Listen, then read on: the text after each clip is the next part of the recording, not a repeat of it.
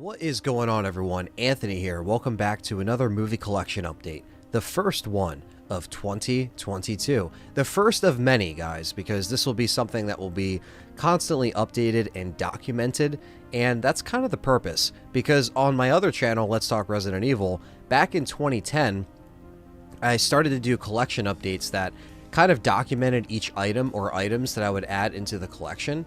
And I always thought it was cool because I can still go back with 10 years, almost 12 years worth of videos and just be like, oh, I remember that time, or I remember checking that out, or remember that deal, because, you know, a lot of stuff goes up in value, just like video game collection, movie collection, and music collection, and I collect all three. And so this will kind of document more of every physical media item that I get. And of course, this has been done for years, all the way dating back to 2007, 2008, in the OG days of, you know, the small movie collectors that were on YouTube. And I always watched them growing up, and I also just wanted to always do my own kind of collection videos. And with the Resident Evil stuff, that was the easiest one because that's like my favorite franchise, right? So this will be a bunch of DVDs, Blu-rays, or 4Ks that I decided to collect over the last couple weeks or months. In this case, months, because I was, you know, just kind of testing out this format late last year, and obviously it's been a little bit, but I've been, you know, shooting and editing a short film and stuff like that, so that is also coming. So there's going to be a big 2022 year. You're just going to see more of me, and it's just going to be, you know, more busy. More stuff is going to be coming out, videos like this, podcast, movie reviews, film discussion, maybe live streams, you know, it just depends. We got to get this channel to 1K though, so if you're new here, like the video, subscribe, and let's get into the movie collection update. First up, we have these two are actually from the same place. I'm blanking on the name of the video store we were in, or the movie store, but I always look for, you know, DVDs nowadays. I try to shop within the genre that I would like to get DVDs, or if something isn't available on another format, I'll pick it up on DVD. But I also like to look for the Anchor Bay titles, the earlier Anchor Bay titles, when they were getting into the horror genre, and when, you know, maybe they were on their format for the first time since VHS and Betamax and all that stuff, Laserdisc. So when I go in and look for Anchor Bay, sometimes I get lucky and sometimes I don't. The first one that I found was Evil Dead 2. Every horror fan owns this every which way, and I already own it on Blu-ray and 4K, but I said, what the hell? This is an old school Anchor Bay title, and I think, you know, I can start making some room for maybe just horror DVDs behind me, or, you know, something else. Also, new set, by the way. Hope you guys like that little touch there. I told you we're slaying it in 2022. I ain't fucking around. Eyewitness. This is the Giallo film, I believe. Some kind of Italian film. And this came out in 1970, but I never saw it. But Steve from Dead Pit was putting this over, so I trust him. And I think this will be a fun little watch, going in kind of, you know, unknown to the actual plot and everything else and what's just on the back. So those are the two Anchor Bay titles that I ended up with. The other one was from my local record store, which always gets movies in from time to time. This is Halloween, which is my favorite film of all time. So, of course, any release that I can find of Halloween, I will find. This one actually has the disc on the left side and the chapter select on the right. And this is the original case. I did look it up. It has this, you know, lenticular cover, of course, which is really fucking cool. And I didn't own this variant, but this came out in 99. So this is 1999 DVD. So there's something about these old DVDs that I like, especially Anchor Bay. And of course, I already own a couple other Halloween Anchor Bay DVDs, but that one was cool. So this one right here is Night of the Living Dead, Tom Savini's remake, 1990, aka Resident Evil 1, the film, because that's basically what it was. That's where Capcom got their idea for sure. And especially with the badass Barbara, you know, really reminds me of Jill Valentine. But great remake. This DVD, though, is the old school DVD. This definitely was the first DVD. This came out in 99 as well. So, while I don't have the Blu-ray yet, I do have a burned copy. Shout out to Perry for burning me the MKV. But I don't own it on Blu-ray yet. So I saw this for like $2, and I was like, fuck it, I'll just pick it up. So, again, DVDs, very few and far between, but I try to collect within a bubble. and I kind of have to get some of my DVDs kind of sorted out on the shelf in terms of maybe just putting horror films on there and maybe putting away the rest, because I really don't have room for more DVDs at this point when I'm getting 4Ks and Blu-rays. But let's get into the Blu-rays. So the Blu-rays here, dating back to Alone in the Dark. This came out during the summer by Scream Factory, and this has a slipcover. Very fun film. Really good effects. Really good actors. Just a really good film overall that I actually have never seen. So I kind of went in blind buying this, and, you know, I ended up actually really enjoying it. And Donald Pleasance is great, and all, again, it kind of takes a little bit to get going, but once it does, it's very fun. It's a very fun film, and we watched this on Patreon, on the Let's Talk Resident Evil Patreon, and it was a lot of fun. A lot of fun.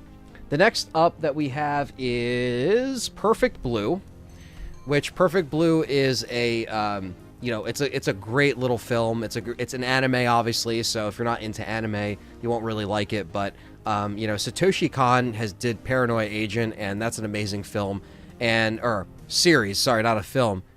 Short series, about 13 episodes, but really good psychological horror. That's kind of where this lies. And when I saw the Steelbook, I do collect Steelbooks, so I was like, I gotta have it. I got the Paranoia Agent Steelbook as well, so it works out. I haven't checked out the transfer yet, but I've heard good things, so there's Perfect Blue. Now, the next up that we have is a small Dollar General pickup, because Dollar General does have Blu-rays and DVDs, and sometimes some good stuff from time to time. This is Nightmare on Elm Street 2 and 3. The only thing that I actually have from this on Blu-ray from the franchise is the first one that was put out right before the remake, and I avoided all the other collections because, to be honest, they all just kind of looked like meh. I'll just kind of wait for, you know, a Scream Factory set, because you know that's coming, and I was like, whatever, I still have my old DVD set back there. But again, these transfers, it's kind of the one that, you know, it looks good. I mean, for Blu-ray, it's fine. It's definitely better than the DVD. It's just both films are on one disc, so I know that tends to, you know, kind of cut into the picture quality and cuts into the memory that the disc has. So hopefully, when we get that Scream Factory set and we get a standalone release or standalone Blu-ray for each film, that will be ideal. So there's Nightmare on Elm Street. I think I got it for like $3. Can't really beat it. Sometimes just looking at your Dollar General to see what the fuck they got, and you will find some good shit sometimes. Let's see here. The next up with the Blu-ray, we have Black Christmas. Bob Clark's Black Christmas. What can I say that hasn't been said about this? Obviously, this is a classic. This predates Halloween. Definitely influenced John Carpenter, and it's just a great slasher. Influenced slashers for decades to come, and really set the bar. Same thing with Halloween. You know, Halloween's, again, my favorite film, but I obviously give credit where credit's due. Black Christmas is, you know, this is on, like, I feel like the Mount Rushmore of slashers, you know what I mean? I feel like you gotta have this here. Great transfer. It's a 2K transfer. I haven't checked out the special feature disc, but you know, that's for another time. I gotta find some time to watch some of the extra stuff that they got on here. But that's the Scream Factory release of Black Christmas. It's been out for a while, but I was in the mood to kind of upgrade and get a different version. And this guy is a Vinegar Syndrome Blu-ray. This is Forgotten Jali Volume 1. And maybe I'll get all the other volumes. You know, I don't have a slipcover on this, I know, unfortunately. People are, you know, freaks for slipcovers. We all want slipcovers, but it comes to a point where if I'm getting this release way after the slipcovers are out of print, it is what it is. Trauma. Haven't watched that yet. I watched this one. The Killer is one of 13. Really slow, but it gets there. Once the killings start and the explanations run, I was with it. Police are Blundering in the Dark. That's the other one.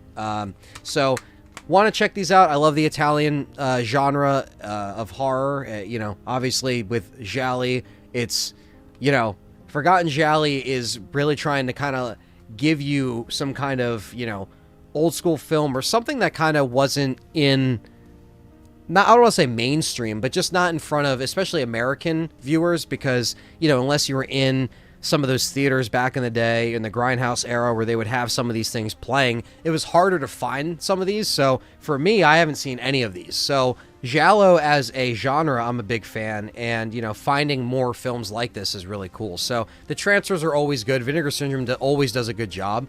So I just got to check out the rest of them once I have some time. Now, last but not least, we have Resident Evil Infinite Darkness. I did a review of this on my other channel, Let's Talk Resident Evil.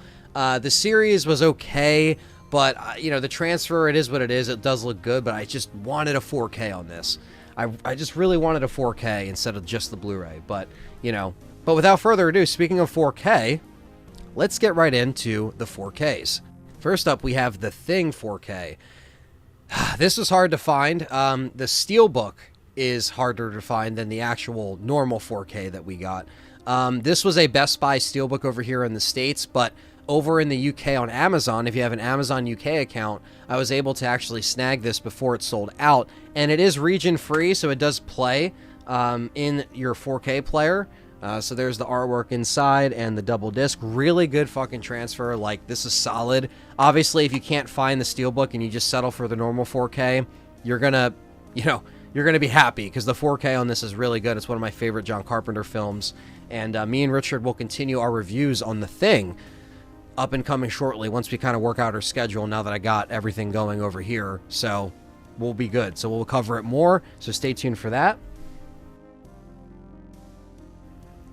Next up, we have The Silence of the Lambs, and this is a Kino release. The only Kino release that I actually have here. I didn't really get on their sale like other people. I wish I did. I would have grabbed a couple others, but yeah, this is the 4K. Has all the other features than the Blu-ray, or with that the Blu-ray had over the past couple of years. This does have a new commentary track by Tim Lucas, so I did watch it twice, one with and without the commentary. Transfer looks good, and the commentary is really entertaining. So really cool facts about the film, and just a really good transfer from Kino. So that one really surprised me. I know Hannibal is out by another studio, but, you know, it would be cool to see Kino do Hannibal. That would be really cool. Next up, we have Scream. 1996 4K Steelbook. Finally, Scream is on 4K. And here it is, the inside with Drew Barrymore and, of course, the disc. This transfer is great. I actually just watched this before Scream 5, so it was kind of sitting in the shrink wrap for a little bit. And then I'm going to be ordering some Steelbook protectors for a lot of these stuff, because I do collect a lot of 4K Steelbooks. That's kind of my thing right now that I've been into the last couple of years, is really trying to get 4K Steelbooks, mostly Best Buy Steelbooks, because they usually have, you know, cool exclusives. I like sticking with that. But the transfer was really good on Scream, and I really hope they do a set, even if they release a 4K set after Scream 5 comes out. Let's just hope so, but I really wanted them to release all of them on 4K before Scream 5, but it looks like that didn't happen. So this one right here, Halloween Kills. Oh yeah, look at that. Cardboard, and this is the sold out Steelbook. Sorry guys who didn't get this. I got this right away. I don't want you to see my digital code because I have to redeem it on Movies Anywhere, but it's Jamie Lee Curtis, who doesn't do anything in this film, who's just in the hospital bed. I haven't watched the extended ending and the alternative ending. Apparently that was the ending that was leaked out online before, but I, again, didn't read into it, so I still have to watch it. I didn't mind Halloween Kills as much as most people. Same thing with the new Scream film, and I'll talk about that soon with a buddy of mine. He'll be coming on one of these shows to talk about it, because me and him have kind of a different opinion on the movie. But with Halloween Kills, I didn't think it was terrible. I liked Halloween 2018 a little bit better, because I still liked the, you know, dynamic between Jamie Lee Curtis and the Shape. But again, this is, you know, it wasn't that bad, and I still have to check out the 4K, but that Steelbook is nice. I love the red, black, and white, and I can't wait to get, you know, James Hugh Courtney to sign in at probably one of these Monster Mania shows. Would be awesome. So let's get into the one of two Arrow releases that I have. This is Deep Red. Yes, so Deep Red by Dario Argento, and what can I say? Arrow has been knocking it out of the park, especially in 2021. All of these releases are killer. They're definitely one of my favorite labels that are still pushing these, transfers and great features. And what can I say? This transfer looks incredible, especially on my Sony TV. And I love the booklet and the poster that it comes with. I mean, this thing is awesome. And again, they just really knocked it out of the park with this release. They always feel premium. It always feels like a really good, edition when you get something that it just feels like, it feels like it's expensive. It feels like it is a premium product. And in here, you have, a bunch of different stuff here. A bunch of different cards. Look at this. Look at this. This is the back here too. Look at this. Just really cool stuff, man. And yeah, so the 4K transfer is great on both the original version and the export version. I definitely recommend, watching both, seeing what you like better, but just having, every single cut and kind of having it complete for fans of Argento and just horror fans in general that would love this release, definitely check it out. It gets my recommendation for sure. Next up on the Arrow list is something that I actually haven't watched yet, so I don't really have much input on this one, but this is Arrow's The Hills Have Eyes. So this one recently came out on 4K, and I don't own the Blu-ray, so I was like, you know what, let me just get this, because I know the Arrow release was very similar to this release, except it was just in 4K. So with something like this, I just wanted to get the definitive edition and just have everything, have all the features. And I'll probably talk about this next time, but this is just a great film, just overall. And, it's always been one of my favorites from Wes Craven, and I was like, you know what, again, I only own like an old DVD of this one, so upgrading it to 4K, here it is. I know aesthetically and what's inside, it's exactly the same. It's just the transfer that's actually updated. But for me, I didn't get the booklet. I didn't get that stuff before, so I didn't have to double dip. Some people might just do it anyway because they want this in their collection, and I understand. So that's another great release from Arrow, I'm sure. The transfer won't disappoint me, even though, it's like shot in 16mm and it's very, what more could you really do to clean it up? So I'm just happy to have a good edition like that. Last but not least, we have Ronin's I Spit on Your Grave. And this is the 4K set. And this has, obviously it's the 4K scan as the audio commentary with director Mir Zarshi, and audio commentary by film critic Joe Bob Briggs, which is almost worth getting this just for that commentary. He really brought some good stuff with that. With that commentary, some good facts and good opinions and stuff that I agree with as well. This thing is stacked with features. They have just a bunch of stuff throughout the 4K, the Blu-ray, and a third disc as well. It just has a bunch of deleted scenes and all that stuff.